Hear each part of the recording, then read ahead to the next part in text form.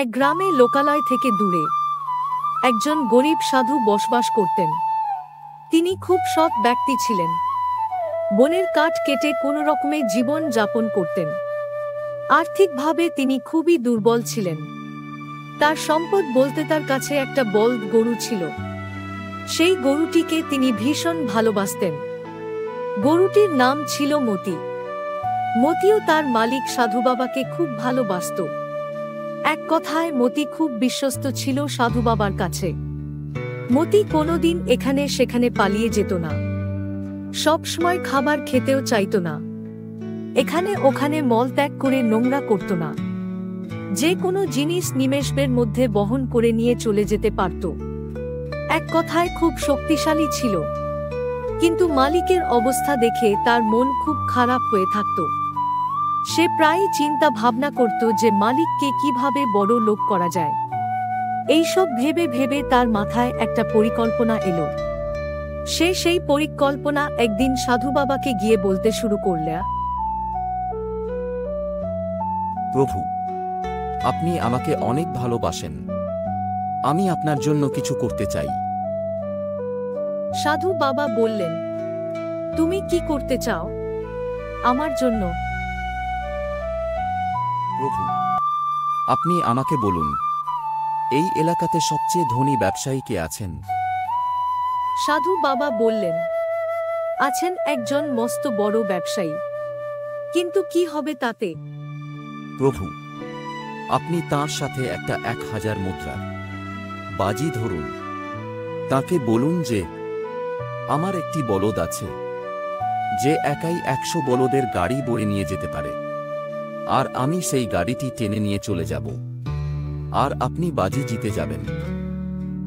সাধু বাবা বসে বসে চিন্তা করলেন, আর মনে মনে এটাও ভাবলেন যে মতি কথাটা মন্দ বলেনি।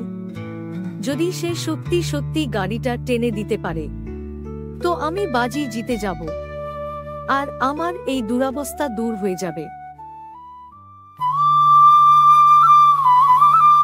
তারপর দিন সকাল সকাল সাধু বাবা সেই ধনী ব্যবসায়ীর বাড়ির দিকে রওনা দিলেন।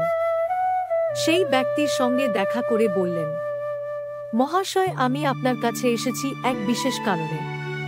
ব্যবসায়ী বললেন, আপনার কি প্রয়োজন আমাকে বলতে পারেন? সাধু বাবা বললেন, মহাশয়, আমি আপনার সঙ্গে একটা 1000 মুদ্রার বাজি ধরতে চাই। ব্যবসায়ী অবাক হয়ে বললেন, সে কি বাজি মহাশয়? সাধু বাবা বললেন যে আমার এক বলদ গরু আছে, যে আপনার 100 গরুর বোঝাই করা মালের গাড়ি একাই টেনে দেবে। ব্যবসায়ী সংকোচ বোধ করলেন। প্রথমে রাজি হলেন না। পরবর্তী সময়ে সাধু বাবার প্রস্তাবে রাজি হলেন এবং বললেন, মুদ্রা সঙ্গে করে নিয়ে আসবেন, আপনি বাজি হেরে যাবেন। এই চুক্তি হয়ে যাবার পর সাধু বাবা নিজের বাড়ি ফিরে এলেন। তারপর নির্দিষ্ট তারিখে সাধু বাবা মতিকে ভালো করে যত্ন করে দুজনে মিলে বেরিয়ে পড়লেন সেই ব্যবসায়ীর বাড়ির উদ্দেশ্যে। ব্যবসায়ীর বাড়িতে পৌঁছে দেখলেন ব্যবসায়ী গাড়িতে অনেক বস্তা মাল বোঝাই করে রেখেছেন এবং ব্যবসায়ী সাধু বাবাকে বললেন, সাধু বাবা, এই গাড়িটা যদি আপনার বলদ টেনে দেয় তো আপনি বাজি জিতে যাবেন। সাধু বাবা মতিকে গাড়ির সঙ্গে জুড়ে দিলেন এবং একটু রাগের সুরে বললেন, এই বদমাইশ, চল, অনেক বসে বসে খেয়েছিস। কিন্তু মতি এক পা ও এগোলো না। মনে হচ্ছে মতির পা কেউ বেঁধে রেখেছে। সাধু বাবা বাজি হেরে গেলেন। বাজি হেরে বাড়ির উঠোনে সাধু বাবা মন মেজাজ খারাপ করে বসেছিলেন। এমন সময় মতি বাইরে থেকে চড়াট করে এসে সাধু বাবাকে বলতে থাকে,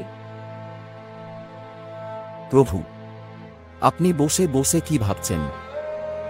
সাধু বাবা বলেন, তোর মতো একটা বলদের কথা শুনে বাজি ধরতে গেলাম, আর আমি আমার সব হারালাম। এই কথা শুনে বলদ মতি বলে, প্রভু, আমি আপনার কি ক্ষতি করেছিলাম যে আমাকে আপনি বদমাইশ বলে ডাকলেন? তার জন্য আমি মনে মনে অনেক আঘাত পেয়েছিলাম, তাই রাগে গাড়ি টানিনি। সাধু বাবা মনে মনে অনুশোচিত হলেন এবং বললেন, হ্যাঁ, তোকে ওইভাবে অপমান করাটা আমার ঠিক হয়নি। বলদ মতি সাধু বাবার মনের অবস্থা দেখে বলল, প্রভু, যা হবার তা হয়ে গেছে, ও নিয়ে ভেবে লাভ হবে না। আপনি আবার 2000 টাকার বাজি ধরুন। অনেক চেষ্টা করে মতি সাধু বাবাকে রাজি করালো এবং সাধু বাবা গিয়ে আবার 2000 টাকার বাজি ধরে এলেন।